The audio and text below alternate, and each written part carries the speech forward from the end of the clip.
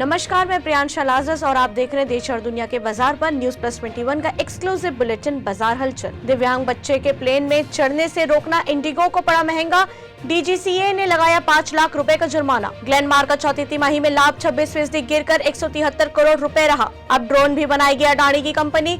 Drone startup में खरीदी 50% की हिस्सेदारी। ई कॉमर्स प्लेटफॉर्म पर फर्जी रिव्यू पर लगेगी लगाम। सरकार जल्द विकसित करेगी खास फ्रेमवर्क। एलआईसी ने लॉन्च किया नया इंश्योरेंस प्लान। सुरक्षा के साथ बचत का भी मिलेगा फायदा। डिजिटल करेंसी के फायदे और नुकसान का मूल्यांकन कर रहा आरबीआई। चरणवार तरीके से लॉन्च करने हैं तैयार। वंदे भारत ट्रेन बनाने में खर्च होंगे औसतन 115 करोड़ रुपए।